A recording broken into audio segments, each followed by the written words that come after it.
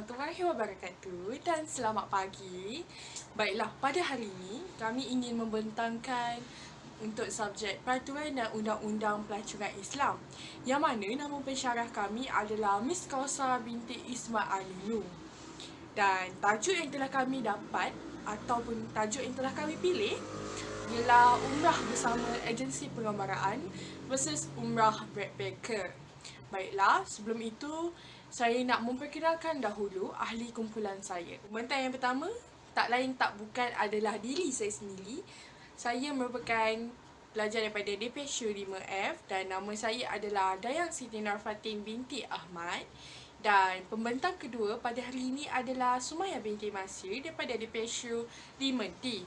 Dan pembentang ketiga pula adalah Siti Nurdina binti Ahmad Saufi daripada DPSU 5E.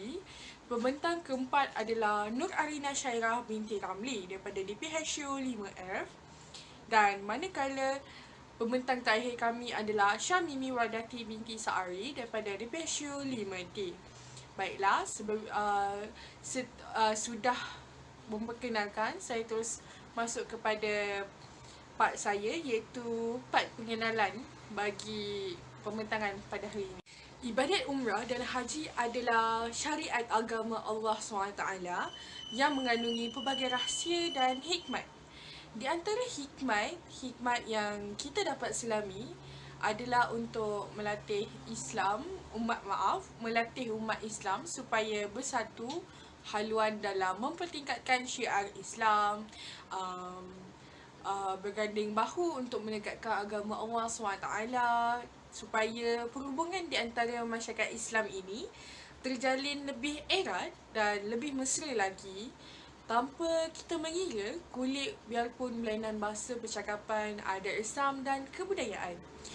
Dan untuk umumlah kita ketahui, pada masa kini ni terdapat banyak sangat agensi pengembaraan yang menawarkan perkhidmatan umrah, ziarah dan haji, yang mana mereka ini sudah berdaftar di bawah mata. Jadi, kita sebagai pengguna ni mempunyai banyak sangat pilihan agensi pengembaraan yang boleh membawa kita untuk mengerjakan umrah. Dan terdapat juga agensi pengembaraan selain agensi pengembaraan yang banyak, individu ini juga kadang-kadang lebih selesa untuk mengerjakan umrah secara backpacker, sebab ianya lebih berbaloi, lebih menjimatkan masa dan lebih menjimatkan kos. Maksudnya kat sini dia tak perlu mengeluarkan kos yang tinggi lah. Seperti mana kalau kita ikut umrah secara agensi, kita perlu membayar RM5,000 ke atas. Lebih kurang macam tu lah saya rasa. Dan jadi dalam pembinaan ini, kami akan membincangkan tentang perbezaan peranan agensi pengembaraan dan backpacker dalam persediaan sebelum menunaikan umrah dan semasa menunaikan umrah. Dan dalam pembinaan ini juga, kami akan menceritakan kelebihan dan kekurangan umrah secara mengikut agensi pengembaraan dan secara backpacker. Selain itu, dalam pembinaan kami juga, kami akan membincangkan tentang kedudukan umrah backpackers menurut Undang-Undang Malaysia.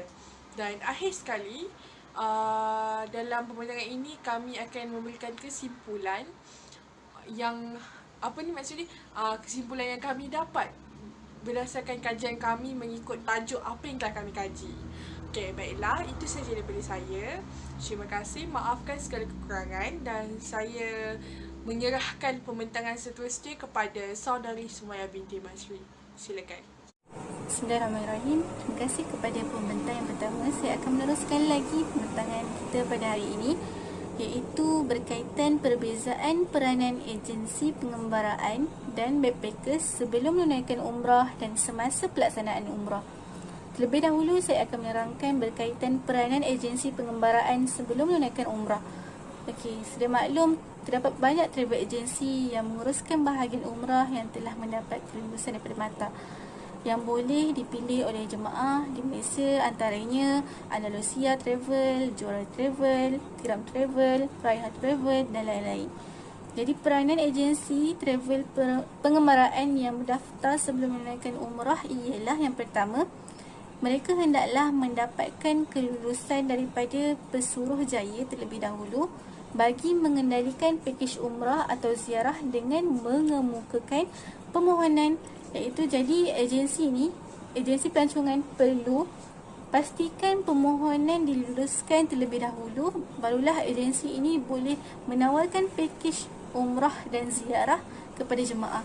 Yang kedua, agensi ni tidak boleh melantik mana-mana pegawai pemasaran tanpa mendapatkan kelulusan daripada Pesuruhjaya.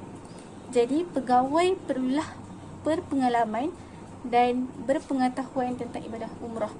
Okey, yang ketiga pula, agensi ini hendaklah membantu untuk menguruskan pengangkutan bagi mana-mana jemaah yang hendak pulang awal atas sebab yang munasabah dari Tanah Suci atau mana-mana tempat yang dinyatakan dalam pakej, dan pemegang lesen tidak akan bertanggungjawab di atas pembelanjaan tambahan yang tertanggung ke atas jemaah. Dan yang keempat, agensi pengembaraan ini tidak dibenarkan mengiklankan sebarang iklan yang meragukan atau yang palsu atau mengelirukan kepada orang awam. Jadi hati-hati, ada yang memerhati, iaitu PJH, pengelola jemaah haji, akan memantau semua iklan yang ada di media sosial supaya tidak ada penipuan seperti yang dijanjikan dalam pakej yang ditawarkan.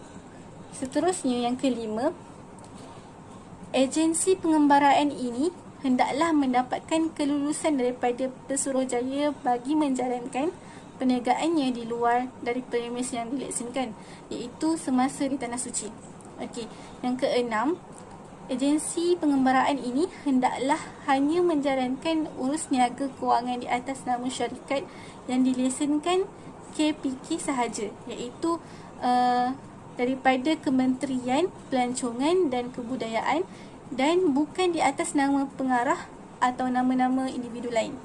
Yang seterusnya, yang ketujuh, agensi pengembaraan ini hendaklah mengeluarkan resit bayaran di atas nama setiap jemaah, iaitu semua resit keseluruhan bayaran yang telah dibayar oleh jemaah mengikut pakej yang dipilih. Okey, yang seterusnya, yang ke-8, agensi pengembaraan ini hendaklah memastikan bahawa kemudahan seperti penerbangan, pergi dan balik, penginapan, pengangkutan di Mekah, Madinah dan tempat-tempat lain termasuk di dalam jadual pakej umrah atau ziarah telah dimuktamadkan terlebih dahulu sebelum sekurang-kurangnya 7 hari sebelum jemaah itu berlepas.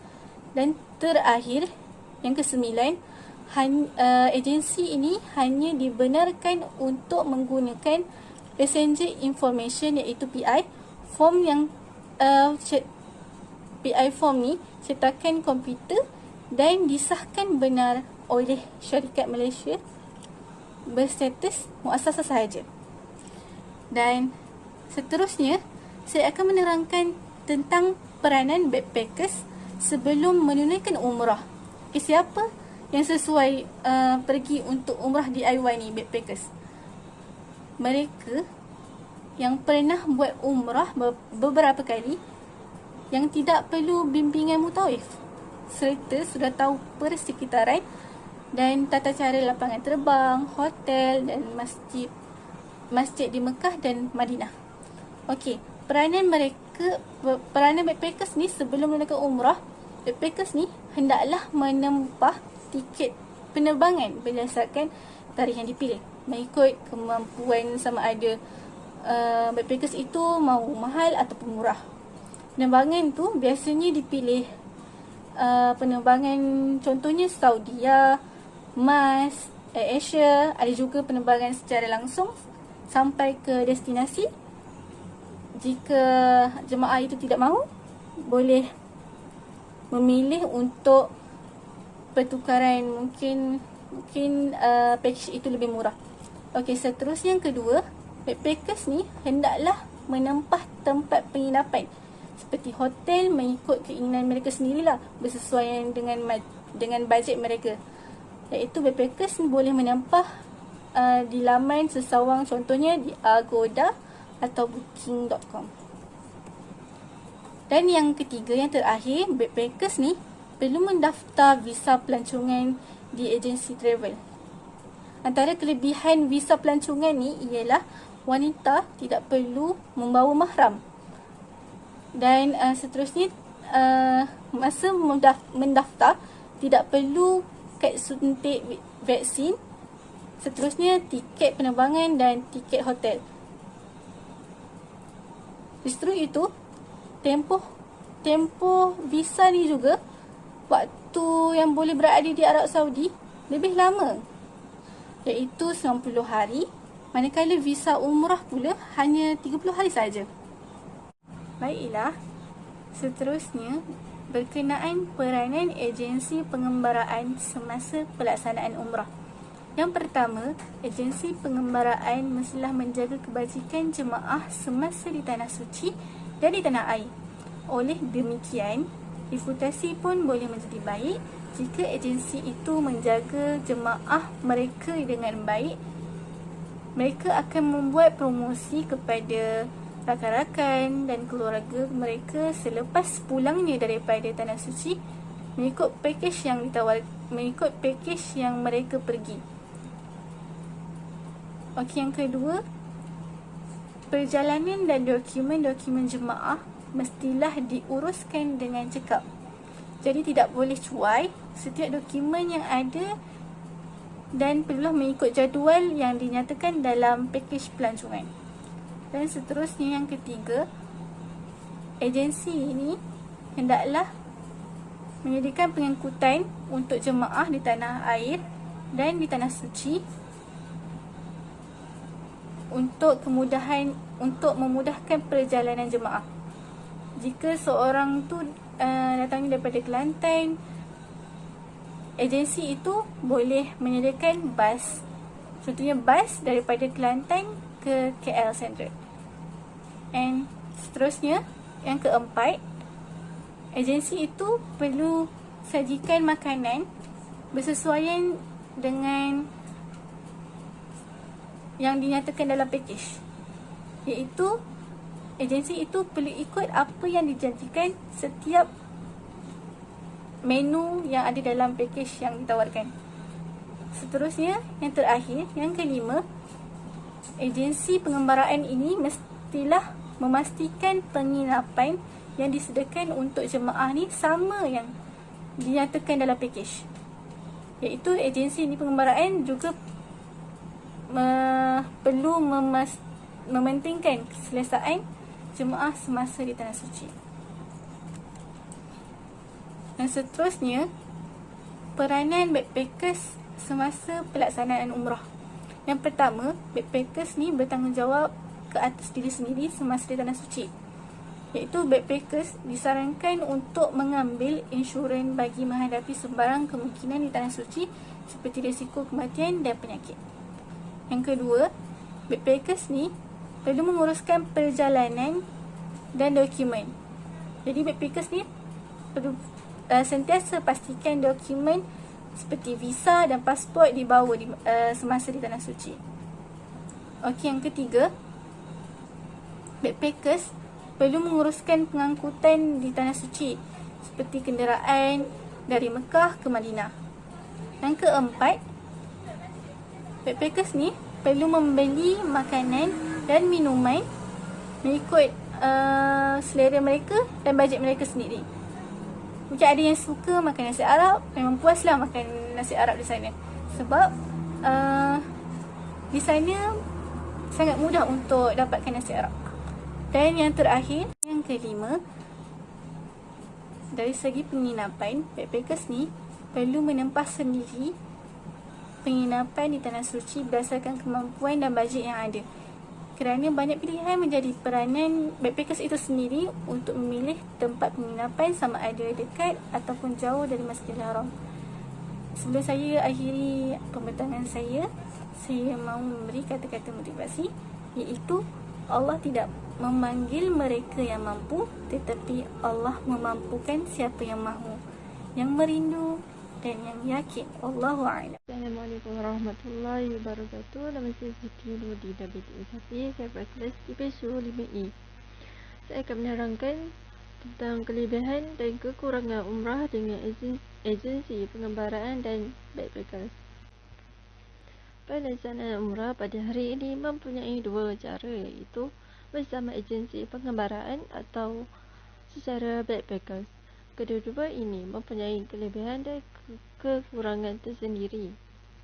Jika melaksanakan umrah dengan agensi, antara kelebihannya ialah kelengkapan dokumen seperti visa, pasport, hotel, flight, makan, mutawif bertauliah, kemudahan kenderaan seperti bas, semuanya akan disediakan oleh agensi. Kita hanya perlu membayar saja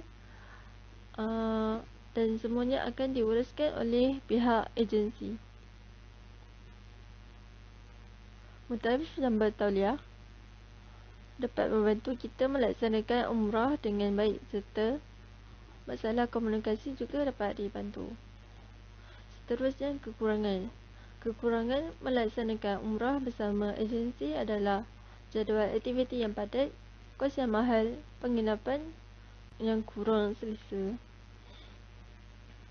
Apabila umrah bersama agensi, jadual aktiviti adalah mengikut penjadualan agensi, maka jemaah pasti akan berasa penat dan kurang rehat.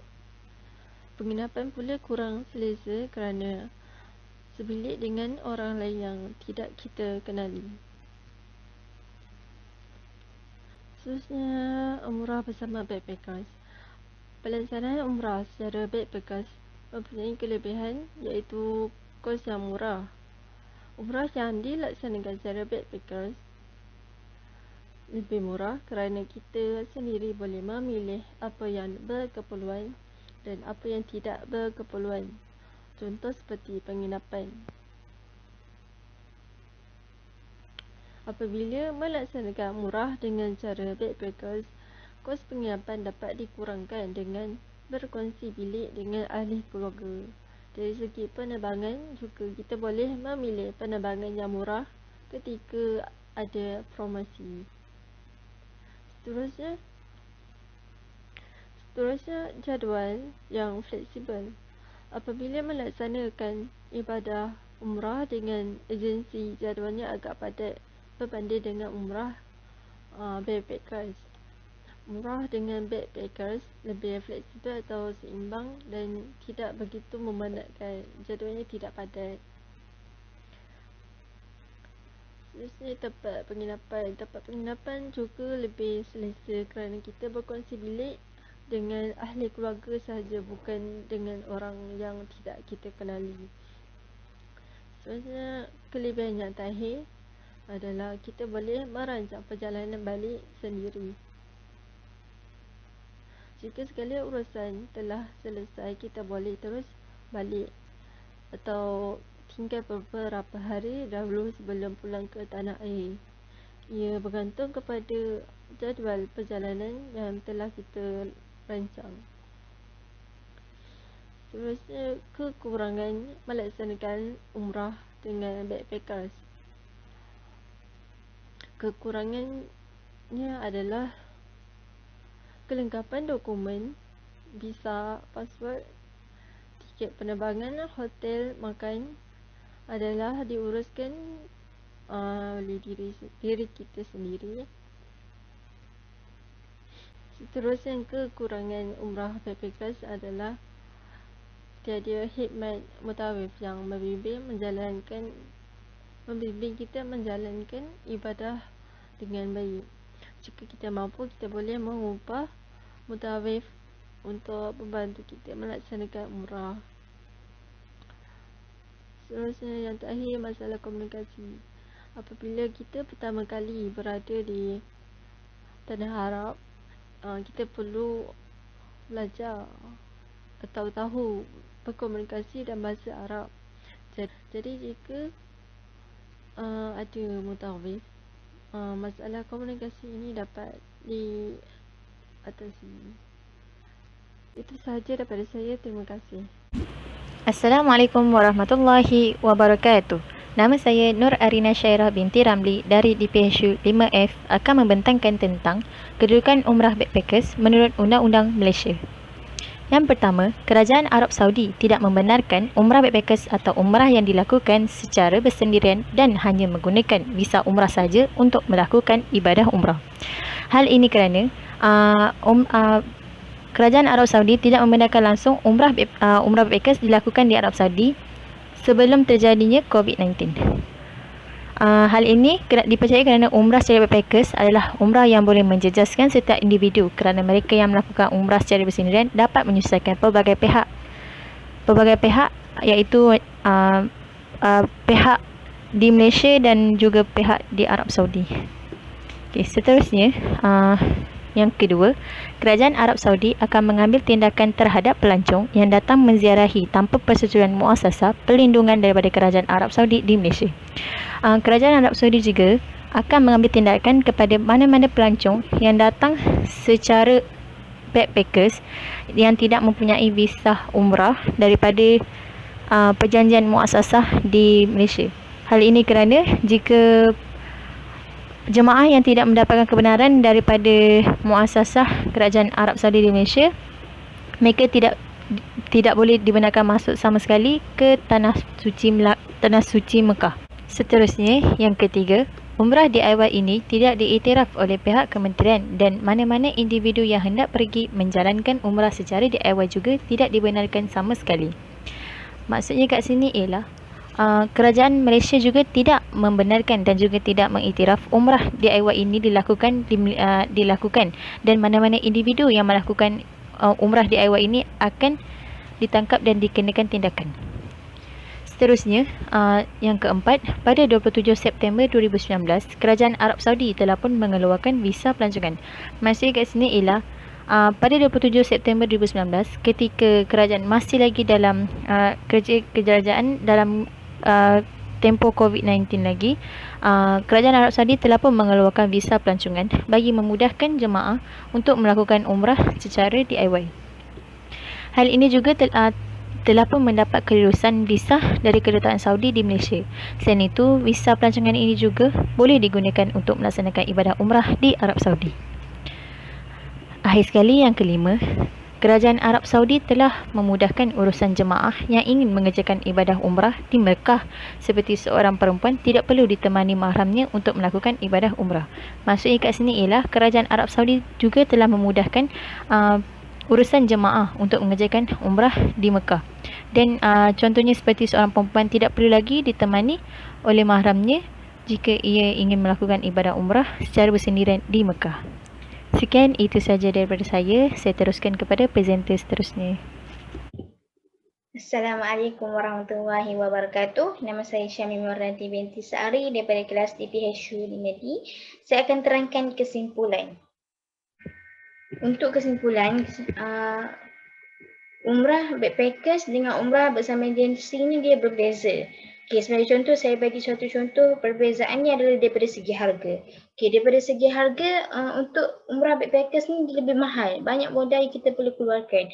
Banyak duit yang kita perlu keluarkan. Tapi daripada kalau kalau umrah bersama agensi pengumrahan, kita boleh pilih package mana yang kita nak bersesuaian dengan kemampuan kita. Package mana kita nak dengan harga yang kita mampu. Untuk bayar benda tu. Okey.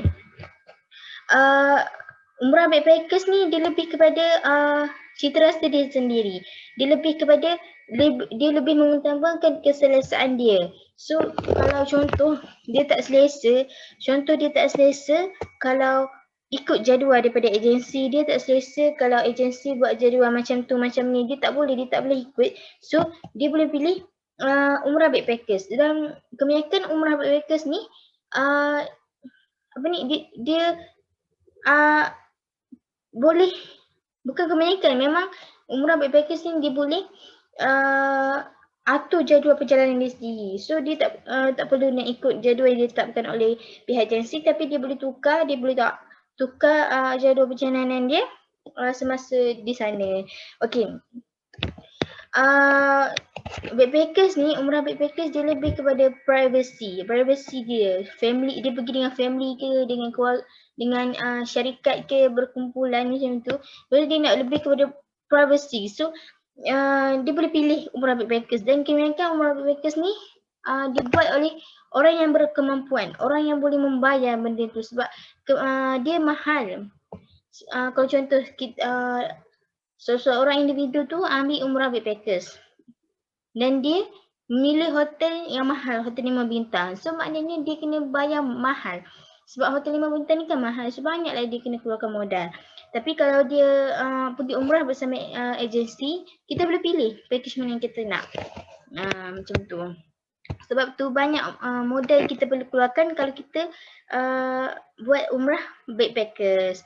Okay, dan umrah backpackers ni juga dia tak akan dipertanggungjawabkan oleh agensi. Maknanya kalau contoh ada untuk makan minum, kalau contoh untuk makan minum memang diorang akan tanggung sendiri. Pihak agensi tak akan nak tanggung semua tu. Okey. Untuk umrah bersama agensi ni dia lebih kepada berkumpulan. So dia pergi sana pun berkumpulan, sini pun berkumpulan. Makan minum pun ditanggung oleh pihak agensi. Agensi yang tetapkan makan apa, minum apa. Jadual pun pihak agensi yang tetapkan, dia just kena follow je apa yang ditetapkan oleh pihak agensi. Okey. Bagi pendapat saya, bagi individu yang tidak berkemampuan, individu yang safe budget, dia boleh ambil agensi umrah bersama agensi pengembaraan walaupun dia mengikut jadual, tapi ada kebaikannya juga. Kalau contoh kita ada sakit ke, pihak agensi akan bertanggungjawab. Kalau dekat negara yang kita tak biasa, kita akan jadi rasa takut tersesat ke apa ke. Semua tu akan dipertanggungjawabkan oleh pihak agensi. So lebih baik kita ambil package yang disediakan oleh pihak agensi pengembaraan. Tapi kalau kita berkemampuan, kalau kita dah biasa dengan tempat tu dan kita nak privacy, so kita boleh je pergi dengan umrah backpackers. Okey, itu saja daripada kami. Sekian, terima kasih.